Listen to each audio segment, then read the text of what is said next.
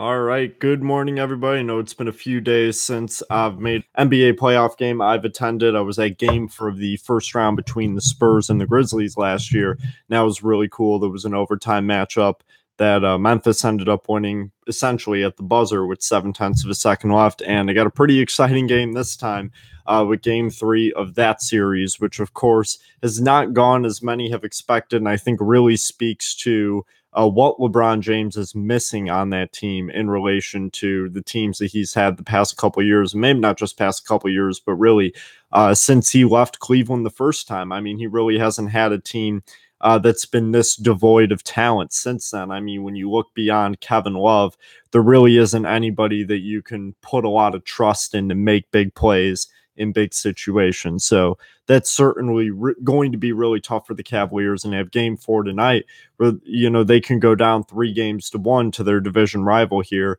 And they lost 3 of 4 in the regular season, hoping not to lose 3 of the first 4 of the series. But I certainly think that tonight is probably a must win for Cleveland. But first, let's talk about essentially what happened these past couple of days. Friday night, along with that very exciting game that Indiana ended up pulling out in the big comeback in the third quarter, limiting Cleveland to 12. The Milwaukee Bucks blew out the Celtics 116-92. The young Celtics team that looked pretty good in those first two games certainly got humbled. And I think that's a good experience for the young guys on that team to have, especially even guys like Rozier and Brown who have had playoff runs before. It's still that this is the first time they're starting, that they're having to be the primary producers and to go to a hostile environment with confident fans and certainly a team that kind of performed below expectation this season throughout most of the year. And they had a really good performance. And I think, we're looking at that box score, the Bucks aren't going to shoot over 50% from three. And that was a big reason why the Celtics were able to win those first two games. And I think this afternoon's game is certainly going to be a lot more competitive, but would not at all be surprised to see Milwaukee even this series up heading back to Boston.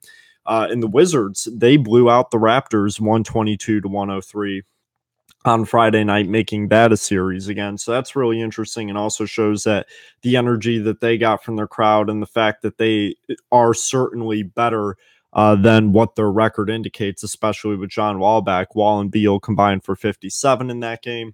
And then the Wizards were able to get themselves at least a win and a chance to even the series up. Yesterday, there were 4 games. Luckily, got to watch them all. Got back from Indianapolis in time. The Sixers and the Heat, that was an incredibly exciting game. In Philadelphia, after trailing most of the game, took control in the fourth quarter, especially Ben Simmons with the triple-double, despite Dwayne Wade having 25 off the bench. And I think it's starting to become clear that Philadelphia just has the talent advantage. And Joel Embiid was 2 of 11 from the field in the game, but it didn't matter because he also had 5 blocks and was getting to the free throw line. And you have a guy like Ben Simmons giving you a triple-double. JJ Redick looked really good. I mean, this is a team that's certainly really complete, and they're exciting to watch, and they're going to have a chance to win that series in 5 going back home. The New Orleans Pelicans did not want to give any quarter to the Portland Trailblazers, and talk about a surprising outcome. I know I predicted New Orleans to win that series in 7 games. I thought it was probably going to be the most exciting first round series. I anticipated it to be back and forth, extremely competitive, and really that's what those first 2 games were. And then I think once the series shifted to New Orleans, I don't know if it's part of just the locker room mindset of the Portland Trailblazers, and maybe it's been something that it can certainly break into the mental fortitude of some of these players. But I mean, Portland is full with Terry Stotts and the team itself, full of guys that, are really desperately searching for that playoff run. You drop that game 1 at home that they really should have won, and New Orleans just out hustled them and played with more effort. And then from that point on, that level of intensity never went away for the Pelicans. I was one to think that the Pelicans would eventually experience some fatigue. And then yesterday, you have 2 guys on their team that drop over 40 points, and they score 131 and had 100 after 3.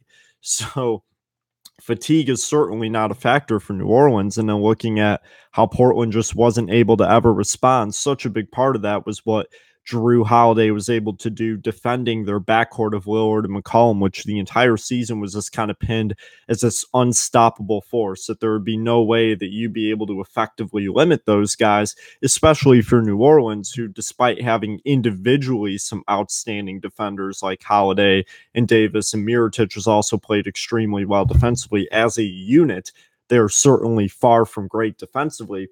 It was reasonable to think that a team like that wouldn't be able to really contain stars like Damian Lillard and CJ McCollum. And McCollum had 38 yesterday, but they were really able to limit their effectiveness and their role on helping the Blazers win. And I don't know how much of this goes back to maybe fatigue from them going on that crazy streak throughout March, that maybe they got hot just a bit too early and were worn out and thought that they could, skate through this New Orleans series. But I mean, I really do think that there was a killer instinct all across on that team, from Alvin Gentry to Rajon Rondo, who always has it.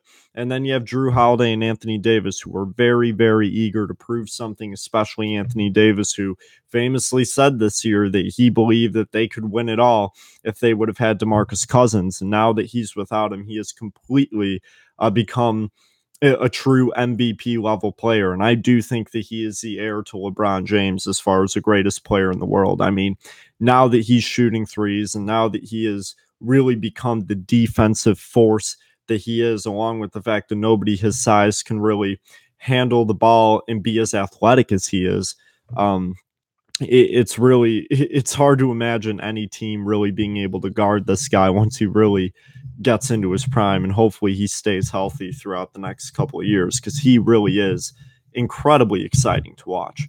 The Rockets and Timberwolves are at third game. That was a great game, and Minnesota just took control in the second half after it was, I forgot if it was a tie game or it was a very close game at halftime. Nonetheless, I think it may have been a 1-point lead for Minnesota, and they had just completely taken control in the second half, and really impressive performance defensively. They were pretty much able to limit all of Houston's weapons. They got a few good shots, but I mean, James Harden, once again, certainly did not have a great game. 9 of 21 from the field. He had 29, 7, and 7. And usually you want to see more out of him if you're Houston. And Chris Paul had 17, 3, and 6, despite being 7 of 11 from the field. It just limited his shot attempts. Eric Gordon, 5 of 16 from the field. He's somebody that is extremely streaky, but contrary to what many believe, just because he's one of those extremely talented shooters that the Rockets have, he has a lot of games like that. So that's not something you can count out from happening again. And that not all of Houston's shooters are going to be hot on any given night. Ask PJ Tucker, who was 1 for 6 and 0 for 4 from 3. But Minnesota really had everything going. And I think the most important part was that Karl Anthony Towns finally got that confidence. And I don't know if it was just him going home and needing to be in that environment, but if that's what it was, it certainly helped him. He had a cat game, 18 points, 16 rebounds with 3 assists, a steal, and 2 blocks. He got 28 from Jimmy Butler. That was a performance that Minnesota was really waiting for. 23 from Jeff Teague, 20 from Andrew Wiggins, and then off the bench, Derrick Rose gives you 17, and he has really been impressive these first 3 games. I mean, I haven't seen him. It's not that he ever lost that natural ability, and he certainly had some moments in New York last year where he looked extremely capable, but I really haven't seen him play with this level of confidence and poise since he played for the Bulls. And what I mean by that is that he really hasn't been as hesitant with both shooting the ball, which was something that last year, despite the fact that he really had a lot of good games and put together, for the most part, a really respectable season, was extremely hesitant to shoot the ball long range. And if you go back to Derrick Rose's MVP season, he was never a great shooter, but that was something that he had in him. It was part of his threat. It was something that you had to defend for and expect, because he could keep you honest from both long range to and from 3-point range. And I think what we've seen this series is kind of a return to that. And I don't know if it's him just playing with his old coach and being with some of his old teammates and kind of regaining that comfortability in his environment, but he really, really looks confident and ready to go in all three of these games. And I think last night, especially just with how confident he was at just driving the ball into the paint, not worried about taking a hit, trying to get himself something going. He didn't have any free throw attempts, but he had another extremely solid game.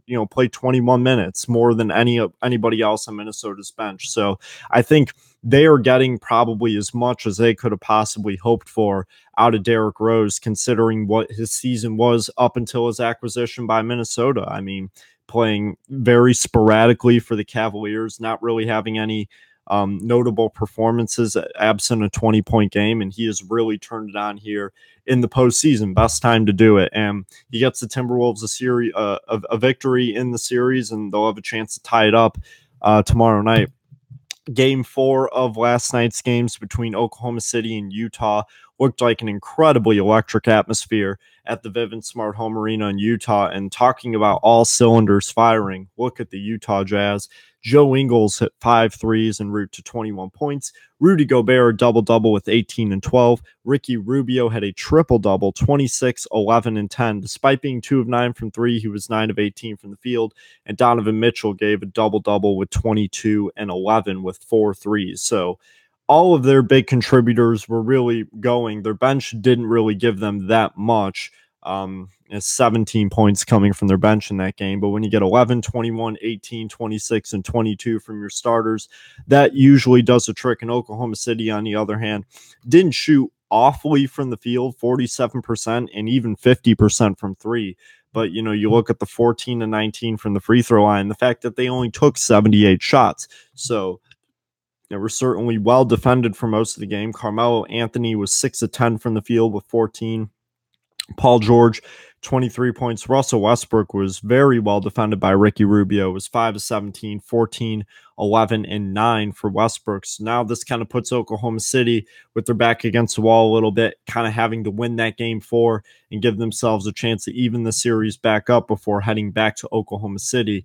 Should certainly be a really exciting game 4. It's been a good series so far, and Utah really looked poised last night in a really good game by Ricky Rubio, and I think personally that's cool to see. I remember the level of hype that he had when he first came over to the United States, that he drew a lot of really, really crazy comparisons. Of course, the Pistol Pete comparisons were certainly part of that. That he was perhaps one of the best passers that anybody had ever seen.